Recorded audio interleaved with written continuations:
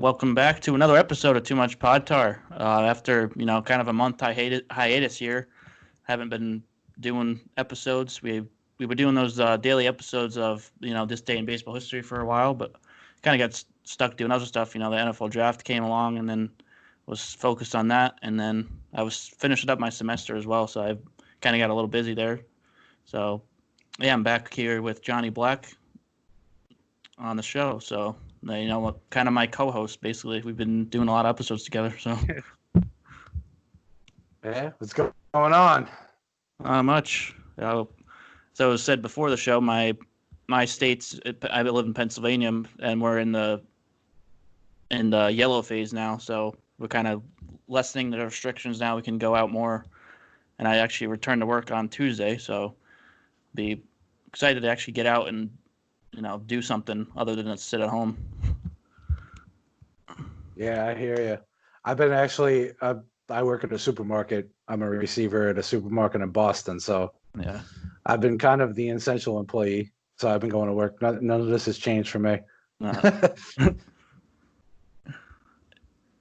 Yeah, but over last month, we've been hearing stuff about potential season and the proposal that they've been still kind of waiting for a proposal. They haven't officially had the proposal yet because of stuff like the owners want to lessen the contracts for the players, which I find ridiculous. They already agreed to it. They agreed to the prorated contract already, and so I agree with the players coming out and saying that they're upset about it. Like Blake Snell, a couple weeks ago, said something on a live stream on Twitch. He was saying that they agreed to this. They want to get their money. They want to get paid what they're worth, and they deserve it. And if it's not worth playing, if you're not going to get paid, it's just like any other worker. If you're going to be working in a supermarket like you're gonna get your normal pay. You're not going to get a lower salary just because it's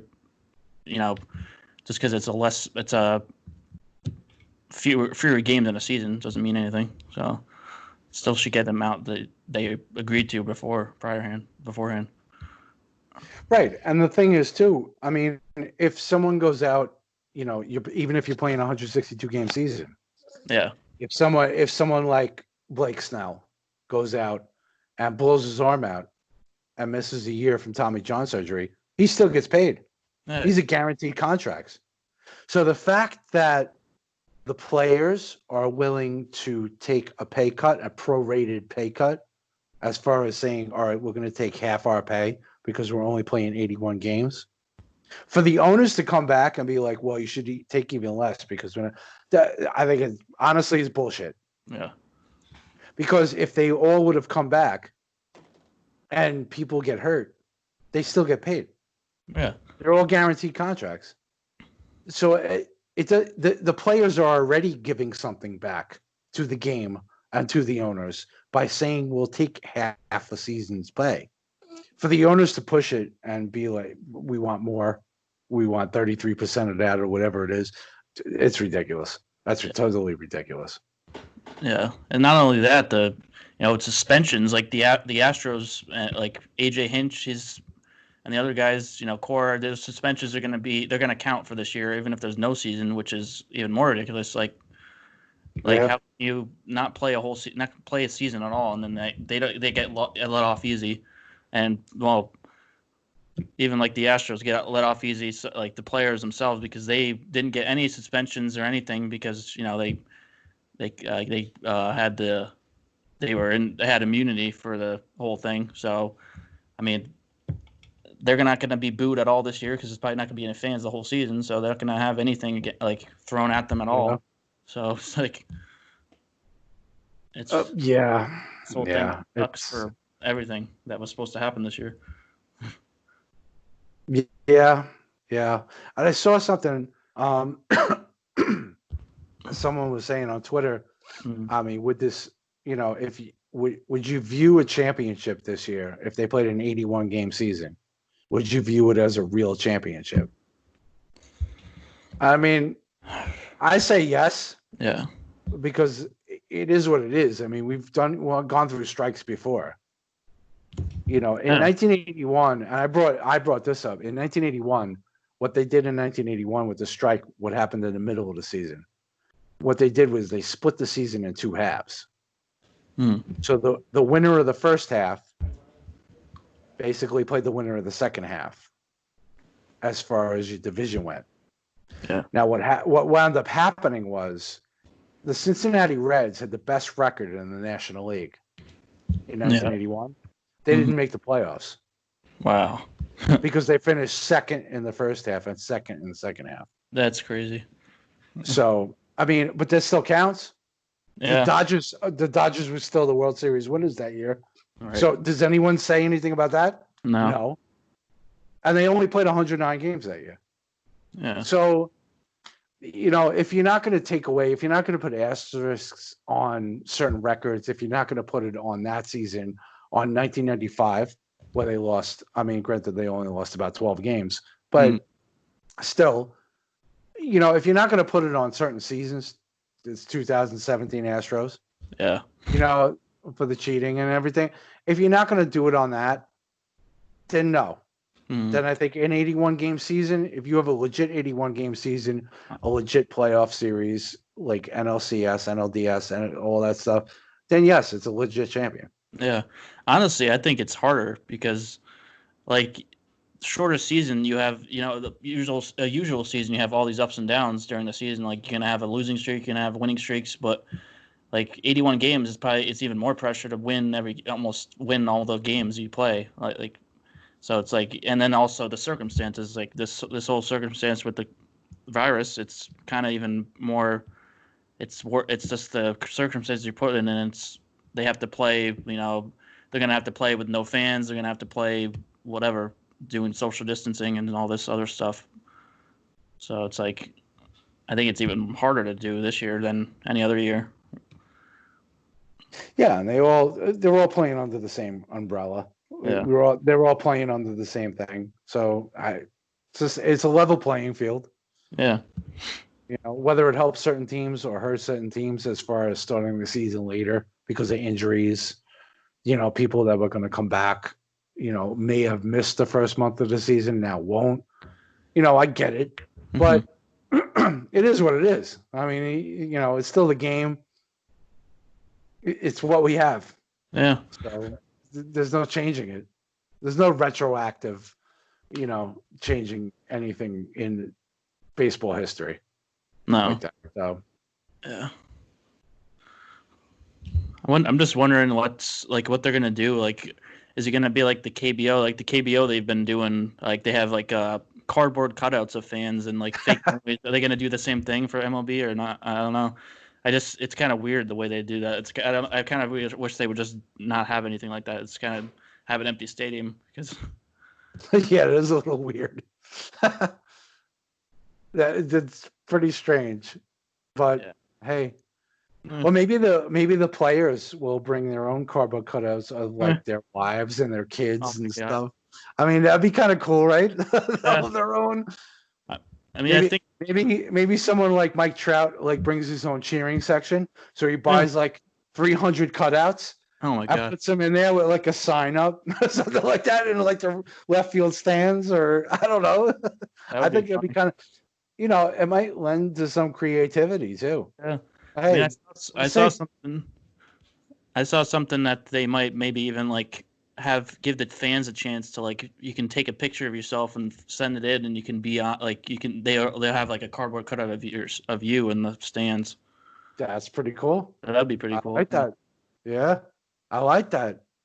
Hey man, gotta get creative at this point. Yeah. And I'll take anything at this point. Yeah, I just want them to play. I really do. Yeah. I just want baseball. Yeah, I mean the KBOs. I've been watching a few of the games, but it's not the same as MLB. Yeah, I actually haven't watched any of the KBO. No. Yeah, it's kind of hard. It's so late. Yeah, I'm still working. Yeah. I go to work at like 5 o'clock in the morning, so it's not like I can stay up till 1. I watch them. So yeah, so a lot of the games are even at 4:30 too. So it's like that's even later. Yeah. I've stayed up to, like, the ones at 1. I've like watched some of those, but then, well, most of the time, some of the games aren't even on, like, ESPN. They only have one game on ESPN for every day, so I might sometimes I don't even want to watch the one that's on, so there's no point. Yeah, but another thing we were gonna touch on was our Mount Rushmores we've been doing. We started that a a month ago. We started doing these or so, and you did 4 of them so far. I did 2. You did Angels, Brewers, and the Nats / Expos, and Marlins. The Marlins, yeah. And I did Braves, Dodgers. So those are interesting. Angels, you got obviously Mike Trout's on there, of course. You can't leave him off that one. Oh, he's definitely there, easily. Yeah. Yeah, I got some interesting pushback on the Angels one. Really? I mean, I had Trout. Obviously, there wasn't any pushback. I had Nolan Ryan. Yeah. Which, he's Angels, Astros, but the Angels he broke the all-time strikeout record for a single season and stuff with the Angels. His best seasons are probably with the Angels. So, I mean, he was definitely a mark there. I had Tim Salmon, who spent his whole career there, 15-year career. He was an Angel for his whole career. All right. He was there for their only World Series title in 2002. So they had to put him on there. And then I included Brian Downing, which I saw pushback when people were talking about Jim Fregosi and back in the day, Vladimir Guerrero, obviously senior, who won MVP there, Chuck Finley. Mm-hmm. I mentioned them in the honorable mentions, but people don't remember Brian Downing. And Downing was one of the mainstays there. He played 13 years when they were the California Angels. And he was actually a really good player. People forget how good of a hitter he was. Yeah. And what I had said, 9 seasons from 1982 to 1990, Downing had a 367 WOBA and a 129 WRC plus, averaged 25 homers a year. Wow. And had a higher walk rate than strikeout rate. He walked more than he struck out. So he was a pretty significant player for them for a long time. I mean, I get the shorter instances like Vladimir Guerrero like I said, won an MVP there. Fregosi was there before he got traded for Nolan Ryan. But Downing was one of the guys that I really, I remember from the early 80s being there. Yeah. And he was a good player for them for a while. So I thought he was worth getting thrown on there. Yeah, and then you'll talk about the Braves when I did, of course, Hank Aaron's got to be on there. Of course, he's he's one of the greatest hitters of all time, of course. And then let's see, I've got to let this load here. I forget who else I put. Of course, the Braves were originally in Boston. They started out in Boston and then ended up. Now, obviously, they moved to Milwaukee, and then now, obviously, they're in Atlanta. So they've been in 3 cities. And Aaron was there for 20 years. Hit 755 home runs, and now 21 All-Star games he got voted into in his career, and 20 of them were with the Braves. MVP award in 1957. It was only his one MVP award, but he finished in the top 5 7 other times as well. So, he's always there, right there in the running, just like Trout is every year for, today's game. And I said in the article too, he was pretty much his generation's Mike Trout. So kind of similar players, the way that they had the numbers they put up. I also had Greg Maddux, of course. He's that's where the term the Maddox came from, pitching a complete game with less than 100 pitches, complete game shutout. So that's, he has that named after him. Of course, he was also with the Cubs for a few years, 1986 to 92. And then he also pitched one of his complete games was a 76 pitch complete game, which is just insane. It's something that's never going to happen again, ever. 76 pitches is just insane. Yeah, I'd agree with that. Guys go through 3-4 innings, 76 pitches, let alone 9. Oh yeah, That's insane. and then people don't even go like a full game anymore, really. Yeah, just pitching a complete game is an accomplishment. Yeah. At this point. And then I had Chipper Jones on the list. He was in 8 All-Star games, batting title in 2008. He had career slash line of 303, 402, 529, and he had 1,623 RBIs, which was third. It ranks third all time among third basemen, and he ranks second among switch hitters for the RBIs, second to Eddie Murray.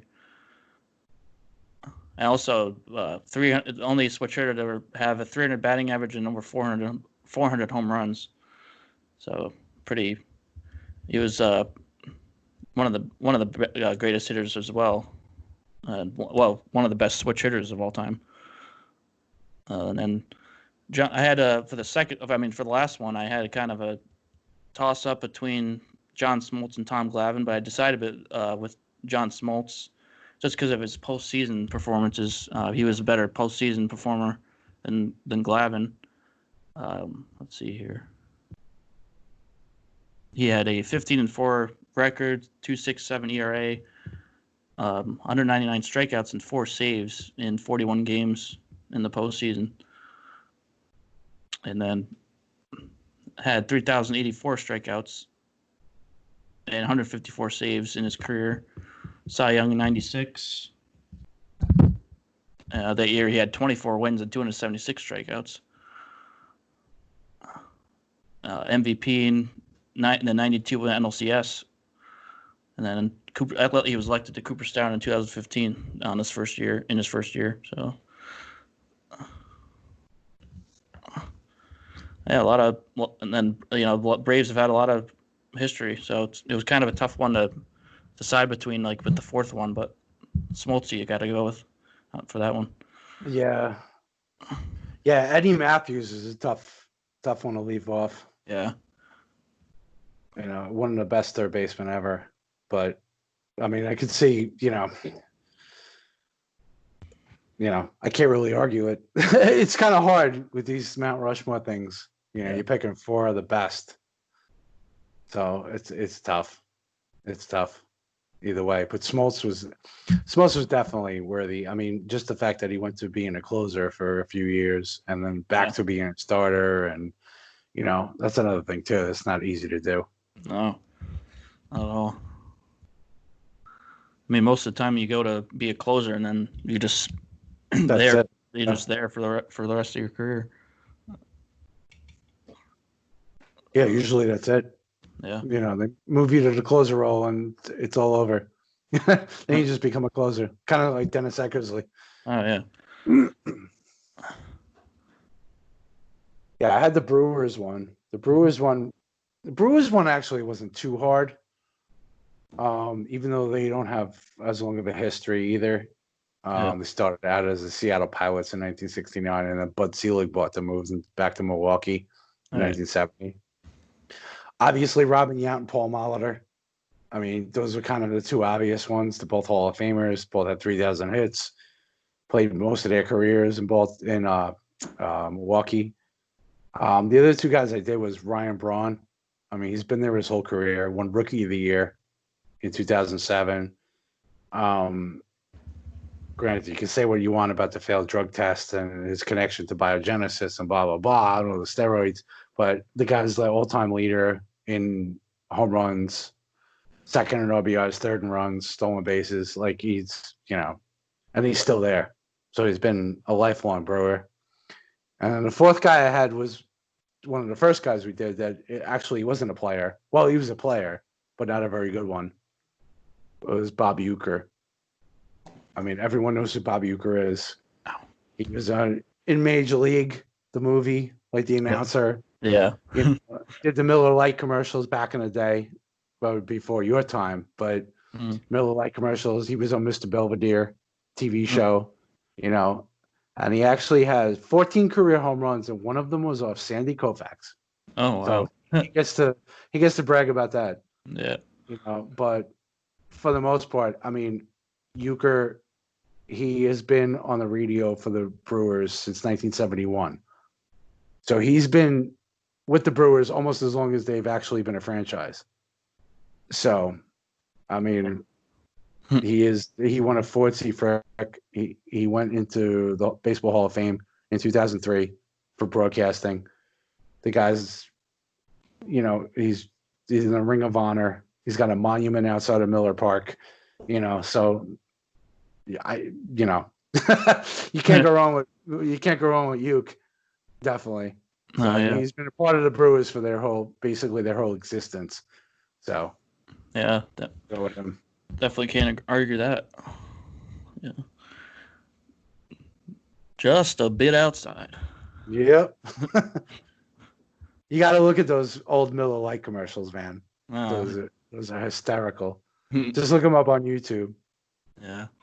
People like he's walking through the park and he's like walking through the stands and people like yelling at him, sit down, shut up. Like, they're hysterical. You got to check them out. Let's see. I'm going to pull one up right now. You know, one of the best things about being an ex-big leaguer is getting freebies to the game. Call the front office, bingo. And once these fans recognize me, I probably won't even have to pay for my light beer from Miller. I love them. These fans know I drink light because it's less filling and it tastes great. Good seats, huh? You're in the wrong seat, buddy. Come on. Oh, I must be in the front row. Come on. Light beer from Miller. Everything you always wanted in a beer and less. That's hysterical. I must be in the front row. Yeah. That's great. That's awesome. Oh, man. And then I had the Dodgers. I did the Dodgers as well. Of course, Jackie Robinson's on the list. He broke the color barrier in 1947 and won Rookie of the Year that year. Played for 12 years with them. Or is that 11 years? I mean, and then of course Jackie Robinson Day is celebrated every year on April 15th since 2004. And Sandy Koufax, I had to put on there. Of course, he won 3 Cy Youngs in 4 years from 1963 to 65, and 66. And he also won the MVP in 1963. He led the league in strikeouts 4 times and struck out 382 batters in 1965. And then Duke Snider I put on there. He was in the era with Willie Mays and Mickey Mantle, kind of went more under the radar, but was still a really solid hitter. Kind of took obviously Willie Mays and Mickey Mantle kind of took more of the fame. Like they were the more big time hitters, but he kind of just flew under the radar, hitting 40 homers and 5 times, and he had 20 home runs 10 times. And he had led the league in slugging twice, runs scored 3 times. And then also he holds his special moments in history with the Dodgers as he got the first hit when they moved to Los Angeles in 1957, and then also the first hit when they opened Dodger Stadium in 1962. So kind of crazy he was able to do that, both of those inaugurations. Wow. Yeah, I didn't even know that before I looked that up. Like I saw that. Yeah. It's kind of a crazy stat. But then the fourth one, there's a bunch of other guys I could have put on there, but I decided to go with Vin Scully. Same with you said with Euchre. He was, he's the greatest broadcaster of all time, at least for baseball, and he broadcasted with the Dodgers for 67 years, starting in 1950 as a 22-year-old, and he went with them when they moved to LA 8 years later. And, there's nothing you could say that bad to get about Scully. He's just everything he did and does, and it's just you gotta love. He's just, I mean, like you said, there's nothing you can say about him. It's just, he's the epitome of broadcasters ever. Just to be able to do games by yourself.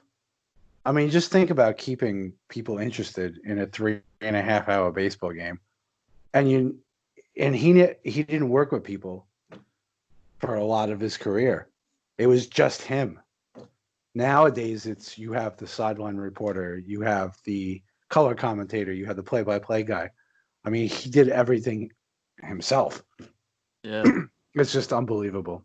For 67 years. Yeah. I mean, it's just nuts. That'll never be matched. No. It wasn't like he wasn't even just Dodgers fans either that loved him. It was just all of baseball. He's had such a big impact on everybody. Yeah, I remember he actually did the it was the radio. Was it the radio or the TV announcement in 1951 and Bobby Thompson's shot heard around the world. Oh yeah. When they beat the Dodgers, when he hit it off Ralph Branca. Yeah. And won the 3-game series to win the division. Scully was on that broadcast. And he basically stayed quiet and just let the sound of the crowd and everything. So his broadcast is not what you hear. Yeah. Generally, when you watch that video, but he was actually on that broadcast on the radio. It was either the radio side or the TV side. I forget which they use, but he was actually on that broadcast. But he stayed quiet to let the crowd and everything, like the sound from the stadium. All right. So, but that's how long he's been around. Yeah, I mean, I'm turning 22 this year. It'd be nice to be a Dodgers announcer right now. Yeah, right. Until you're 90. Yeah. Could you imagine getting a job now and just working there until you're 90? Oh my God. I mean, that's unbelievable. Yeah. Incredible. Yeah, just awesome. Yeah, next one. I did the Nationals and Expos.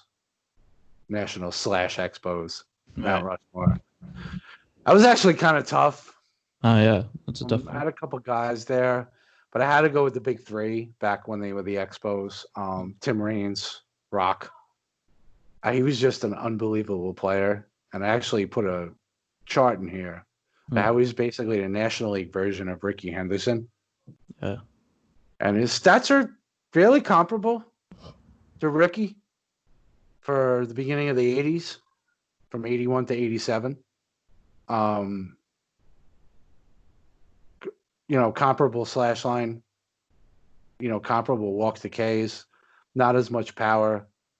He didn't steal quite as many bases, but he also got thrown out a lot less. He had a much better stolen base percentage than Henderson. And even in those 7 years, he stole over 500 bases in 7 years. Yeah. Raines. He also has the second highest stolen base percentage in history, with minimum of 300 attempts. Highest is actually Carlos Beltran, believe it or not. Wow. And another interesting stat I found was out of the top 25 all time in stolen bases, he and Joe Morgan are the only two to have more home runs than caught stealing. Wow, that's crazy. Yeah, basically everyone else, all the other stolen base guys had no power. All right. But Raines and Morgan actually had some pop. And then I put Andre Dawson, the Hawk. I had to throw him in there. He finished second in MVP voting twice when he was with the Expos. Finally won one when he was with the Cubs in 87, but he finished twice in 81 and 83. Won a few Gold Gloves, 6 in a row, actually. He was a 2020 guy. He's one of only 5 players in history with 400 home runs and 300 stolen bases. So, he's a Hall of Famer. And then Gary Carter, I had to throw in there. Yeah. You know, unbelievable catcher. The one crazy thing about Carter that I found was from 77 to 84, he caught 91.5% of the Expos games. That's unbelievable. Like the amount of catching he did. Because nowadays you see like guys will catch 4 games, they take a day off, or they're off every Sunday or whatever. He actually caught 91.5% of the 9 out of every 10 games he caught for 8 years in a row. So, and to average 24 home runs in that time and 85 ribbies, that's pretty impressive to go through that. Hmm. And then the last guy I had to throw in there was Strasburg. Mm-hmm. I mean, he was the first pick overall in 2009. He's been there for 10 years now. Well, pretty much cemented it last year. World Series MVP, the first World Series championship for the franchise. You know, he was unbelievable all throughout the playoffs last year. He, again, has been a lifelong national, So I had to throw him in there. A couple other guys, I could have thrown Vlad Guerrero in there. I could have thrown Ryan Zimmerman in there. He was one of the original actual nationals. Right. But I think those are the 4 guys that are there. Definitely. I was kind of surprised with your Marlins when you left Josh Beckett out. Yeah, he wasn't there long enough. Yeah. I mean, it was hard with the Marlins. They don't really have that long of a history. Yes, they had the 2 World Series, and that's why I put Luis Castillo in, because he was there for 10 years in a row. Yeah. Put up some numbers. His franchise leader and a bunch of stats. He was actually the only one there from 97 through 2003, like straight through. Yeah. Jeff Conine wound up coming back, and I was actually considering Conine, but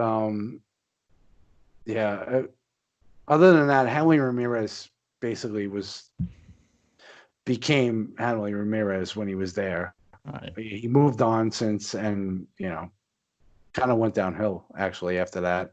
Stanton won an MVP there. Yeah. Came up as the big, and of course Jose Fernandez. I mean, even though he only played 4 years, I mean, he was the face of that franchise. And basically, without Jose Fernandez, after he passed away, that was it. Yeah. For that franchise. 2017, they had what they had, but they had no ace anymore. And that was basically when Jeter took over with his group, and they were like, well, they traded away Yelich, Ozuna, Stanton. That was it. Yeah.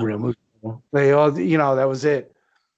You wonder what would have happened if Jose Fernandez, didn't pass away, if he would have been there. Yeah. Had been the ace of that staff, and the numbers he put up was amazing. I mean, he was. I just can't imagine. He would have been so good. It's just so sad. Yeah, I included the video on the great video too that I found on YouTube, in the article. It's pretty cool, but yeah, amazing. I don't think I need to watch that video. I haven't looked at it yet. Yeah, check it out. It's pretty good. Mm-hmm. I was looking through some stuff, trying to get nostalgic on it, and I think this was kind of the best one I found, because it kind of gave the highlights of his career, showed him pitching a little bit, his smile and all the infectious, his personality and everything. But then toward the end, it shows them all wearing number 16. D. Gordon hit that home run and stuff like that. Kind of gets you in the feels, So I thought it was a good video. Yeah, nice. What do you think is going to happen with baseball? Do you think we're actually getting it back? I think so. I mean, as if they can agree on something, they can stop having their foot up their ass. It's kind of disturbing.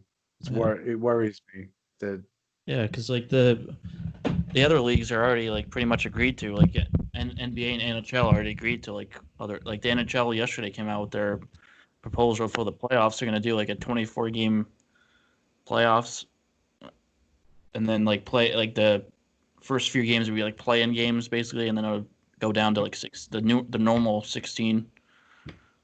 And then I mean NBA, I think they said something like, I guess like five games of the regular season, and then go into the postseason or something like that. Yeah, But just baseball, so just like they have the proposal there, but the owners are being assholes.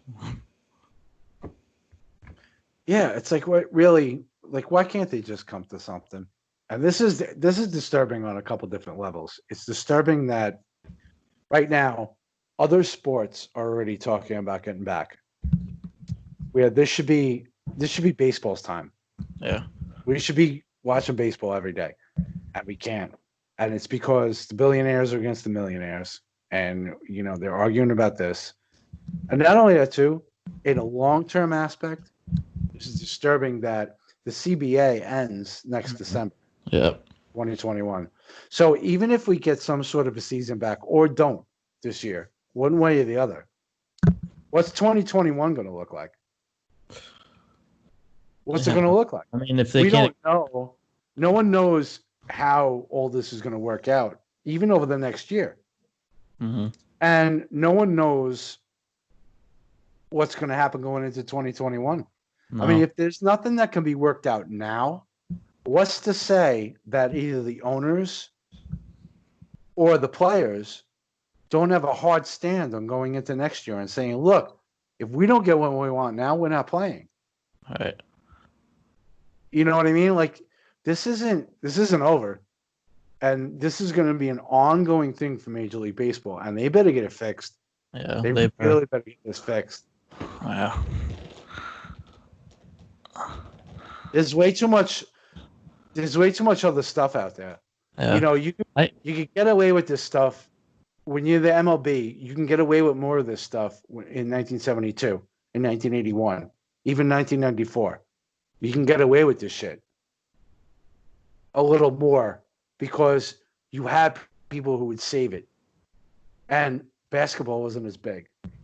Football wasn't as big. Even hockey wasn't as big. Nowadays, you can't do that.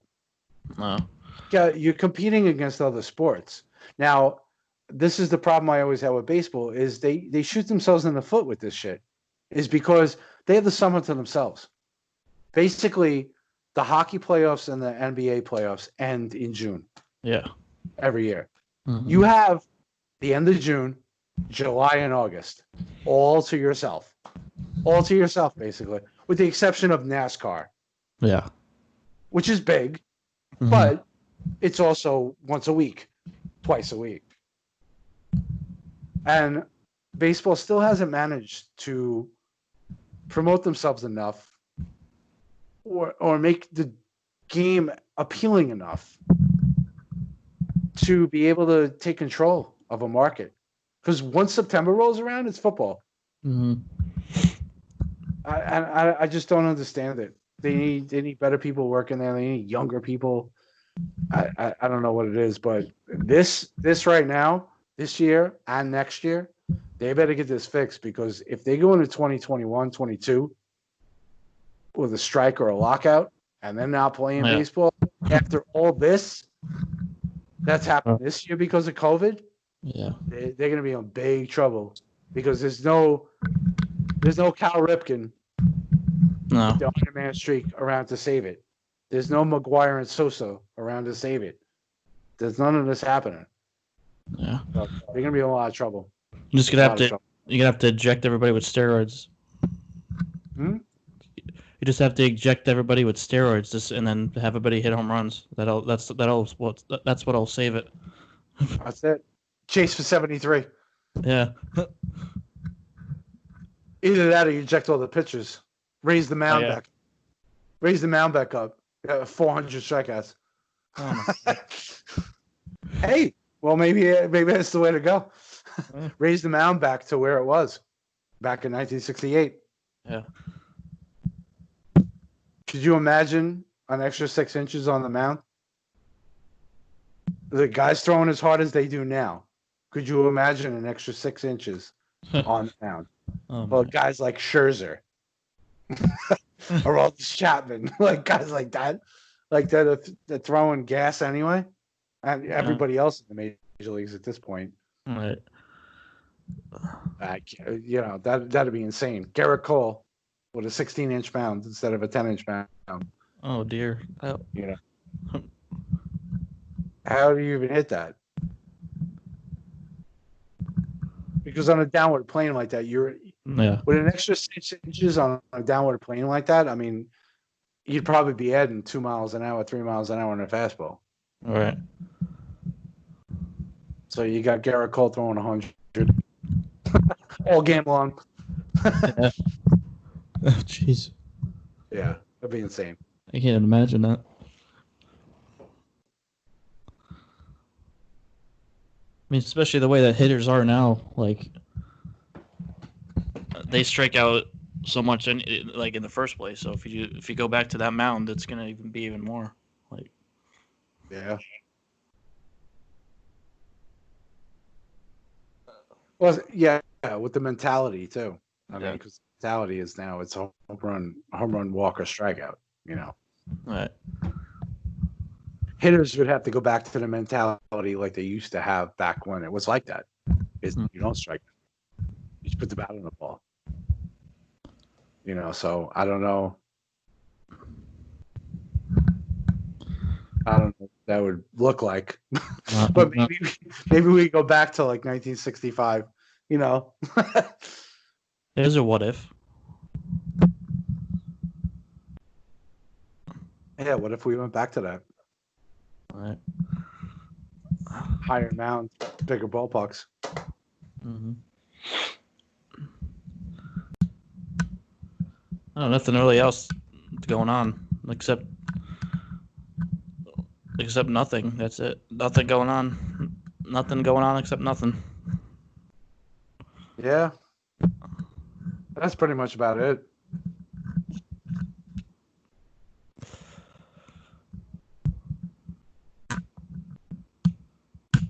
Yeah, we got the draft coming up soon, a couple weeks, so that'll be a big for us. Oh, great.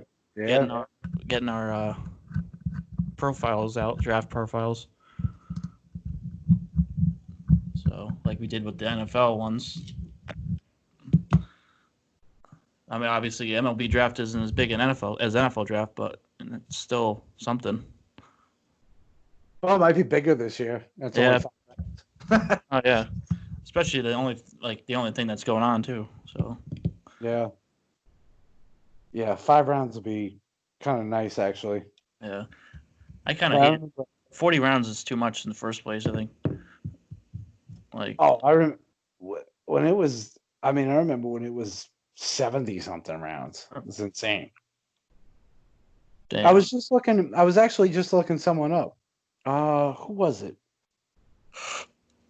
I forget who it was.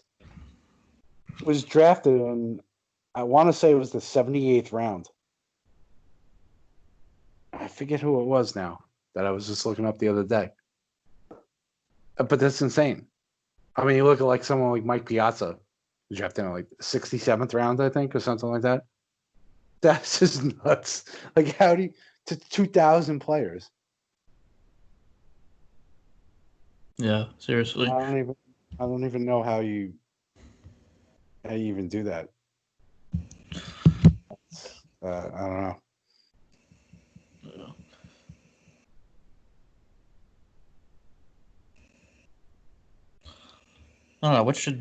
How many rounds do you think they should have? I think they should have less than what they already did have before.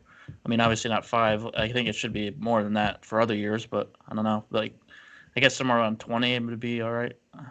Yeah, I think 20 is fine. I mean, because you got to remember you have the minor leagues. Now, of course, MLB baseball, this helps MLB to be able to cut out minor league teams. Oh, yeah. But, I mean, I definitely think that, cut a couple minor leagues, you could definitely still have 20 rounds. Yeah.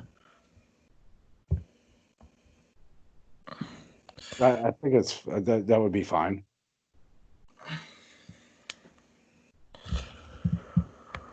I mean, honestly, 40 rounds is a little ridiculous. Yeah. Because a lot of these guys don't even come close No. to major league worthy. So why are you even drafting them? If they're not, honestly, even 10, 15 rounds would probably be fine. Because honestly, a lot of these guys, you know what? If you're not coming into the draft as people seeing you as major league worthy, well, then you're an undrafted free agent. There, people could sign you. Mm-hmm. Have walk-on tryouts for rookie A-ball, like stuff like that. If you were in the draft and you didn't get drafted, same thing what football does. They have undrafted free agents all the time in football. Yeah. And teams sign these guys after the draft. Exactly. Why isn't it the same with baseball? And why can't you trade draft picks in baseball? Yeah, that is weird. I don't know. Why isn't that a thing? I think it would make the draft, honestly, if baseball wants to get have the draft be more interesting, just like the NFL draft is a big deal. Now, baseball's never going to make it that interesting because you just don't see these guys for another couple of years. So it's not like these guys make an immediate impact. Obviously Joe Burrow is going to be starting for the Bengals next year, and he was drafted number 1. You don't see that in baseball, so I get it. I understand that, but if you had a smaller draft, say 10 rounds, and you had draft day trades, people might tune in.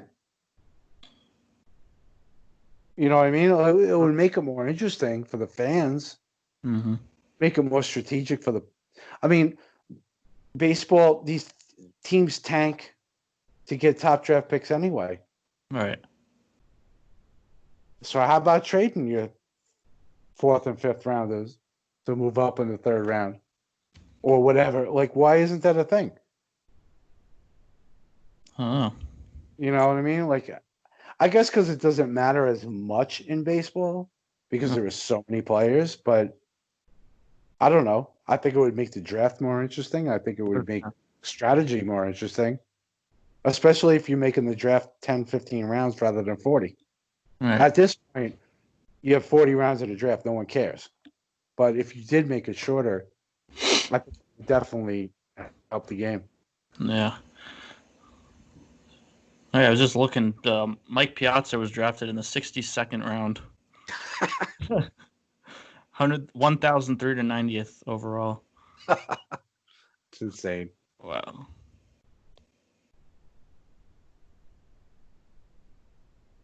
That's just crazy. I really want to find out who I was looking up. I can't remember. I can't remember who it was. I remember we did an episode last year about like the best steals for the draft. We talked about Piazza. Oh yeah.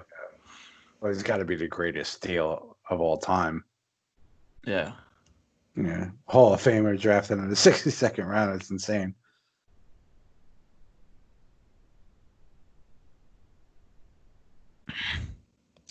Trying to think of who I was looking up that would have been drafted so late. I can't remember. I thought it was like a Marlins guy. I don't know. But I don't know.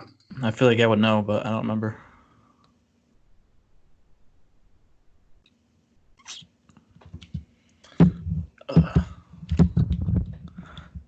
But yeah, we should do like a special episode for the draft when it comes around. Oh, definitely. Yeah. Like even just go live for it or something, or like the first round or something.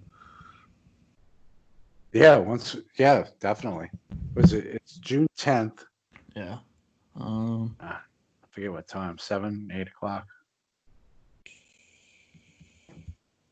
Yeah, something like that. Yeah.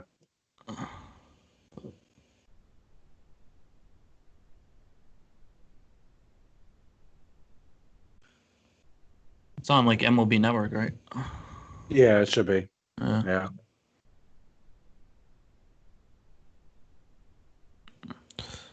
Should be. I think it'll be interesting this year. Yeah, I haven't done as much research this year. No.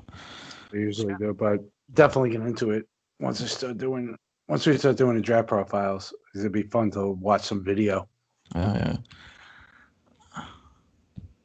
Where do they have like videos of the guys? Like just on YouTube or? Yeah, you can find them on YouTube. Yeah, just search the guy's name, and YouTube videos will pop up, or some kind of scouting. Yeah. Yeah, college. A lot of the times the colleges, if it's a college player, the colleges will have video up on the web and stuff like that. So, and a lot of the big guys this year, from what I was saying, most of them are college guys. I don't think a lot of the high school guys are really touted as highly as some previous years. No. You get a couple high school guys that were real big, but I think this year is only a couple high school guys that I saw basically in the top 15, 20. Yeah, it's kind of. I think just this year it's so tough because like they didn't even have a season, so it's kind of they're just going based off of other years. Oh, that's the thing too. At least college guys have like a year or two of experience, so you can go back even if they didn't have their senior year this year, kind of so to speak. At least you can go back on what they've done, even in the fall leagues or whatever. If they played in the like, Cape Cod League or something like that. With high school, you got nothing. Right. No senior year, no nothing. Like so, yeah, that's kind of tough. It's gonna be rough. Yeah. So I think a lot of the guys that are drafted this year, being it's a 5-round draft, I would say 90% of them are going to be college kids. Yeah, probably. You may take the occasional, maybe if you have an athletic kid that's 17, 18 years old, draft him if he was looking like he was going to be something. But Right. I think them are mostly college. Yeah, I would think so. Yeah. I mean, especially for the teams that are like in rebuild, they need players that are more ready anyway. Oh yeah, yeah. I think Like- it depends on what they need too. I mean, there are a lot of teams that shy away from high school arms Oh yeah. just because they don't want to deal with that Tommy John, the minors, blah blah blah. So they go more to like established arms. Mhm. But I think it's easier to find high school kids that can hit. Yeah. They're a little more bankable. Like the one kid I was looking at, I suggested to Sam to write about because I'm writing about two of the pitchers. Was Zach Veen, left-handed hitter, is an outfielder, center fielder, 18 years old. I believe he's from Georgia. But the kid's 18 years old. He's 6'4", 190 already. And the kid hits like has incredible plate discipline, and he's a senior in high school. But I mean, at that size and that athleticism, supposedly he's got a cannon for an arm. And when you're talking about a kid who's 18 years old, 6'4", and already 190, you build up 20 pounds of muscle, onto that frame in another year or two, kid's going to be tearing up the minor leagues. So, I mean, someone like that with an athletic ability, I could see. And already with plate discipline, like he already has an idea, like he's mature ahead of his years. I get it. But pitching, I can't see. I can't see drafting a high school pitcher. Yeah. I don't think honestly, if I was in an organization, I probably never would. No. I really. No. Why? So you can draft him at 18 and have to have him work his innings and work his way up to the major leagues. I mean, unless you trust your system more than you trust any colleges, like big name colleges, I don't know. All right. But it just doesn't seem like a prudent way to go about it. I'd rather draft a pitcher and have him in the major leagues in 2 years rather than have to wait 4 or 5 years for it. I don't know. That's just me. But I was surprised last year the Yankees drafted Jack Leiter. Like I knew he wasn't going to sign. So like I knew he wanted to go to Vanderbilt. He wasn't going to sign with anybody. So, but I mean, I guess just for the hell of it to see maybe if you gave him big enough of an offer, he would maybe take it. But I don't know. Even then, I think he needed to go to college anyway. Like, yeah, they committed there. And he's, I'm sure his dad told him what was best for him. I mean, yeah, some of these guys, they're better off going to college and refining their skills. Right. Rather than doing it in the minor leagues. You look at it this way. If you're an 18-year-old, you're a stud pitcher. Wouldn't you rather refine your skills at the college level and get your degree at the same time? Right. Rather than making $20,000 a year in rookie A-ball and having to go through 4 years of traveling on buses and shit? I mean, what's better? You're on college campus. You're the stud starting pitcher. You're 18, 19 years old. And you could do just as much work there in a big-name program like a Vanderbilt and get an education at the same time.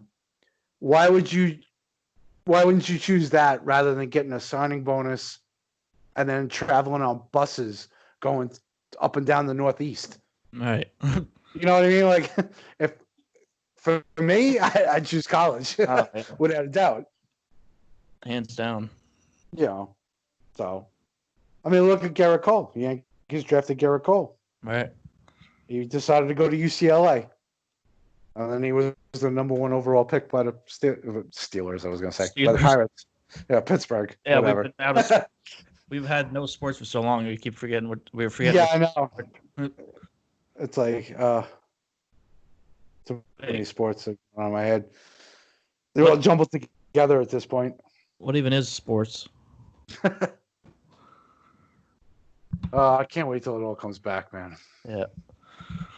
I think we're closer. It seems like we're getting there. I think so. Yeah. Hey, man, we've been pumping out the content. We've been solid through all this COVID stuff. Oh yeah, that's what you got to do. We've been really good with it. So, with the baseball stuff, we finish up the Mount Rushmores, do the draft profiles over the next couple of weeks, and see where we're at in June. All right. Once the draft is over, we'll see where we're at with baseball in June. I mean, by June 10th, 11th, 12th, when the draft is, we're probably going to have a better idea when they come back. And if they do have some sort of agreement, they may be starting spring training around that time and bringing the players back for games in July. So we may roll right into baseball season once the draft is over, which would be nice. That would be nice, yeah. That'd be perfect. Yep. Just roll right into that and then not have to think about no sports again. Yeah. Yeah. Like, just like the worst thing. Like literally, every time, like when I was growing up, I would always be saying like, "Oh, I can't imagine life without sports." This is my life, and then nope. This year, I see what it mean. What happens when it actually happens. Yeah. Like, wow. Never thought I'd have to live that down. Yeah. Disaster. It's really a disaster. My God.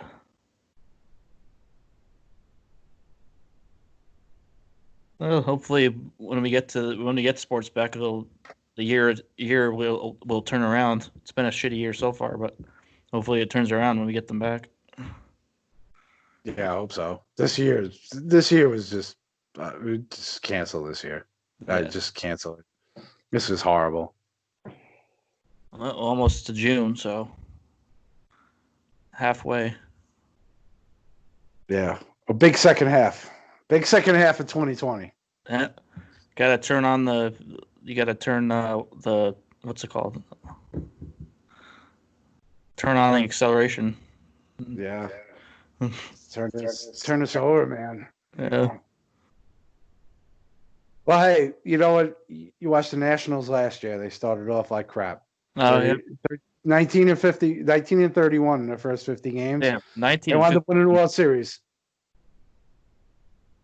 Yeah, it's funny that the Nationals Twitter keeps bragging about it. Like they keep bringing it up. Like they posted a bunch of stuff about it. Like 19 and 30. They posted today, I think, 19 and 31.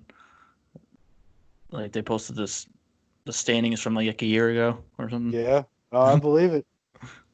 Well, hey, man, if they can do it, everyone else can do it. Turn it around. Started off shitty. We're gonna turn around and have a huge second half. Let's do it. Do it. July 4th weekend. That's like the second half of the year. July 3rd. I think it's July 2nd and July 3rd is like the middle of the year, exact middle of the year. Oh yeah. So everything starts opening up. If we have baseball, on the 4th of July, it's gonna be a party. Oh yeah. That'll be huge. That'd be great. Let's do it. Start that second half, man. Start the second half. Put the negative behind us. Let's move on. Oh yeah. America. Yep, America.